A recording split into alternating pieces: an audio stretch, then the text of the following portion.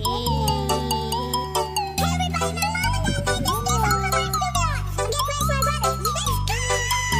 mga moms! Welcome to my channel. For today, nandito kami ngayon sa Barangay Hall dahil unang bakuna ng aking Junakis na si Yan. At syempre, hindi mawawala, makikimates muna kami bago ang bakuna. At mukhang alam na ng aking Junakis kung anong mangyayari sa kanya ngayong araw dahil tignan nyo naman nakasimangot na. Meron din siya dito kasamang baby. 9 months pa lang yan mga moms, pero napakalaki na niya and napaka-cute. Ang cute talaga. Nagbibiruan pa kami dyan mga moms dahil sabi nila sana daw sa susunod na magka-baby ako ay girl na at katulad niya na napaka-cute. Dahil unang bakuna dito ni baby ay inaayos pa lang or tinitingnan pa lang nila yung mga records ni baby. Tapos yun, sa susunod mas madali na lang dahil meron na kaming record dito. Tingnan niyo naman yung aking baby yan bago bakunahan. Hindi ko alam kung saan ko ba ito pinaglihi, sa konsumisyon ata kaya lagi nakasimangot. Tingnan niyo naman, pero ang cute at love na love ko yan.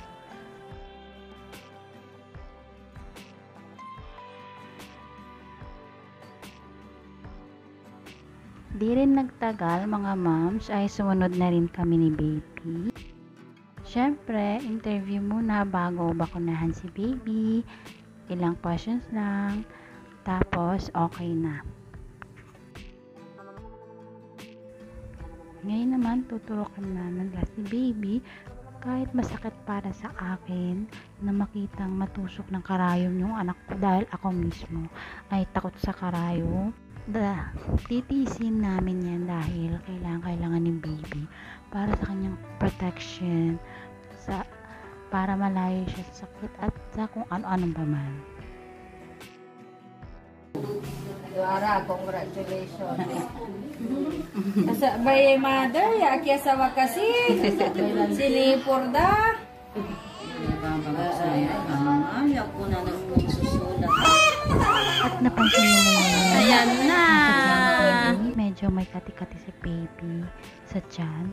Pero pina-check up na namin siya sa pedya kahapon at nabigyan na rin siya ng gamot, ng cream and everything. Sana talaga gumaling na siya ng bonggang-bongga.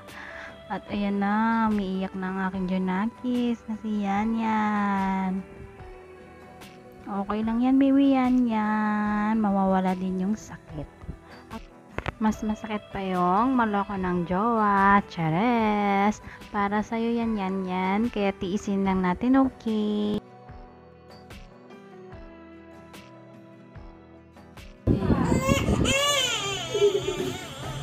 Actually guys, sa bahay, after 2 hours or 3 hours, iyak siya ng iyak. Sobrang iyak niya na hindi ko na alam yung gagawin ko. Buti na lang, tumigil din siya. Nagkaroon din siya ng signal, pero hindi naman ganun kataas yung temperature niya. Pinainom ko na rin siya ng tempra at nilagyan ko ng aftershots ng tiny pads yung kanyang legs. Thank you sa mga health workers ng Barangay Hall. Thank you po. Pagkatapos siyang bakunahan, mga moms, ito na yung aking Junakis na si Yan. Medyo okay na siya dito. At inaantok na siya. Yun lang guys. Thank you for watching. Bye!